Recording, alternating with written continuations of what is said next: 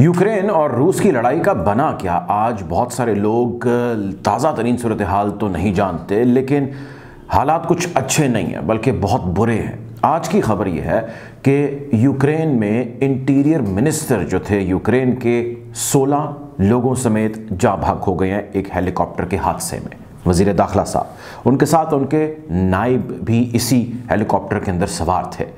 Total जो लोग सवार थे हेलीकॉप्टर में उनकी तादाद थी 9 और जो ज़मीन पर मौजूद थे उनकी तादाद थी 7। कुल मिला के 16 लोग आज लुक़्मा-ए अजल बन गए।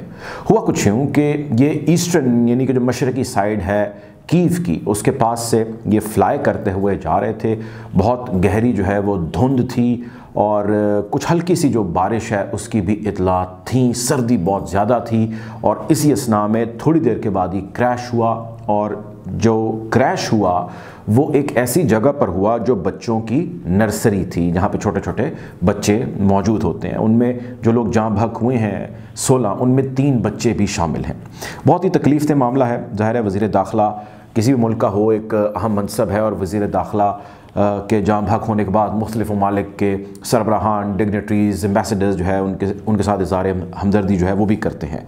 फ्रेंच मेड सुपर पूमा के नाम से ये हेलीकॉप्टर है और ख़्याल किया जाता था बड़ा स्टेट ऑफ द आर्ट, बड़ा ज़बरदस्त किस्म का हेलीकॉप्टर है, इसको कोई नुकसान नहीं हो सकता अनटिल और अनलेस कोई इसको हिट ना करे या टारगेट ना करे। अब इसको हिट किया जाना या टारगेट किए जाने की कोई ख़बर सामने नहीं आई, लेकिन जो वहाँ पर मकामी पुलिस है जो वहाँ पर पहुँची या वहाँ पर रेस्क्यू की टीमें पहुँची तो उन्होंने फ़ौरी तौर पर जाके देखा कि उसकी तबाहकारियाँ बहुत ज़्यादा थीं। हादसा कैसे हुआ? क्या कोई टेक्निकल फॉल्ट हो गया जिसकी वजह से यह हादसा हो गया, या नीचे से किसी ने ऊपर हिट किया? क्या रूसियों ने उसके ऊपर कोई हमला किया? किसने क्या किया? बहुत सारे सवाल जन्म ले रहे हैं। लेकिन आज एक दुनिया के अहम तरीन मुल्क की एक बड़ी अहम शख्सियत जो है वो इस हमले में जाँबर ना हो सकी। अब इसकी तहकीकात जारी हैं और इसको हर पहलू से चेक किया जा रहा है। तो इसी असना में जहन में एक सवाल ये आता है कि यार ये अभी तक इनकी लड़ाई का बना क्या, जो ये लड़ाई इनकी जारी थी? तो सवाल का मुख्तसर जवाब मैं आपको देने की कोशिश करता हूँ और उसके बाद आप एनालाइज कर लेंगे।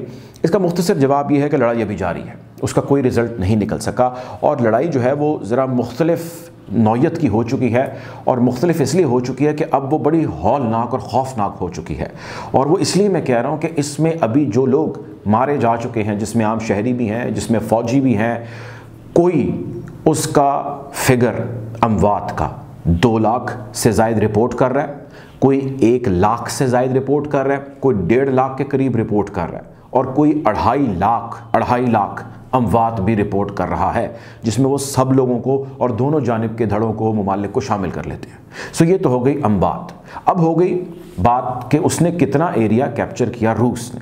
तो रूस का कहना यह है कि जब तक हम उसका दारुल हुकूमत पर कब्ज़ा नहीं कर लेते तब तक हमारी ये लड़ाई जारी रहेगी और हम उसके बहुत करीब हैं। ग्राउंड से मिलने वाली जो रिपोर्ट्स हैं वो मुतज़ाद हैं। रूस कहता है कि हमारा कंट्रोल जो है वो बहुत करीब पहुँच चुका है दारुल खलाफा के और हम दारुल खलाफा पे कब्ज़ा करने के बाद भी बहुत सारे और एरियाज़ हैं जिनको जो है वो हम कंट्रोल में लाना चाहेंगे और कंट्रोल में लाने के बाद हम अपनी मुकम्मल इसके ऊपर जो है वो डिक्लेयर कर देंगे कि ये हमारे अब कंट्रोल में आ चुका है मुल्क।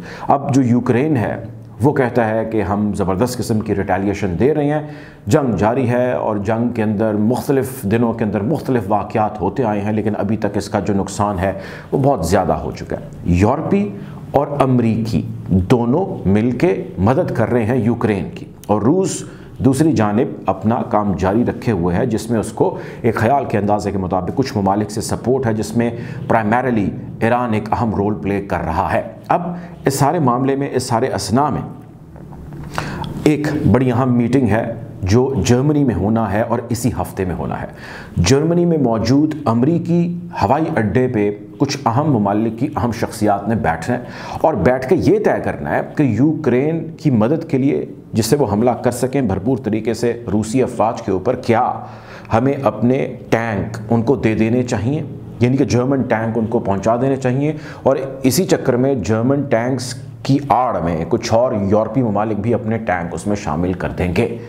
या अपनी मज़ीद फ़ोर्स उसमें शामिल कर देंगे। हम ऐसा करेंगे तो इससे हम ज़्यादा तगड़ा या ज़्यादा स्ट्रॉन्ग रिप्लाई है जो रूस को दे सकेंगे। अब बात करते हैं कि जी लड़ाई जब जारी है तो क्या अमन मुज़ाकरात या जंगबंदी के हवाले से कोशिशें काविशें हुई, तो उनका क्या बना? तो उसका जवाब ये है कि इस हवाले से कोशिशें काविशें तो बहुत सारी हुई, लेकिन अभी तक नाकाम है, इसका कोई रिज़ल्ट नहीं है। और रिज़ल्ट हार्ड पोजीशंस लिए जाने की वजह से है, क्योंकि इन हार्ड पोजीशंस के अंदर रूस का ये कहना है कि जब तक यूक्रेन वाले हमारी टेरिटरी कीव को, यूक्रेन को नहीं तस्लीम करेंगे, हमारा हिस्सा तस्लीम नहीं करेंगे, तब तक हम इनके साथ बैठ के मुज़ाकरात नहीं करेंगे। और इस पे उनका कहना ये है कि ये पहले हमारा ही हिस्सा था, ये हमारा पार्ट था, और इस हिस्से हमारे को, इस पार्ट हमारे को पैसा फेंक के, कुछ लालच दे के हमसे अलहदा करा लिया गया, कुछ अपराइजिंग्स करा के, कुछ हमारे ख़िलाफ़ तहरीकें चला के हमसे अलहदा कर लिया गया। उसी तरह जिस तरह चाइना के अंदर सारा हुआ, जिस तरह चाइना के साथ इस वक्त भी हो रहा है।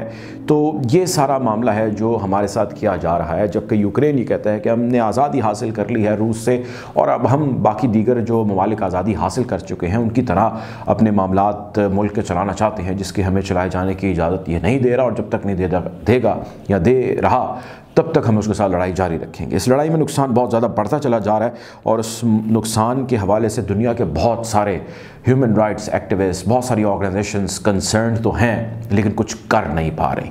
और इस जंग के असरात जो तकरीबन 1 साल होने वाला है चंद ही दिनों में, 1 साल होने वाला है चंद ही दिनों में, उस तक जो है ये 24 तारीख तक मुकम्मल हो जाएगा, और इस साल में तकरीबन 2.5 लाख के करीब, 2 लाख के करीब अमवात रिपोर्ट की जा रही है, और इसका असर दुनिया के बहुत सारे ममालिक पे और उनकी मईशत पे हो रहा है, समेत भारत के, समेत पाकिस्तान के। खैर, अब तक के लिए इतना ही। आपको इस किस्म की मज़ीद खबरें जो हैं उससे भी आगाह रखेंगे। अपना ख्याल रखिए। अल्लाह हाफ़िज़।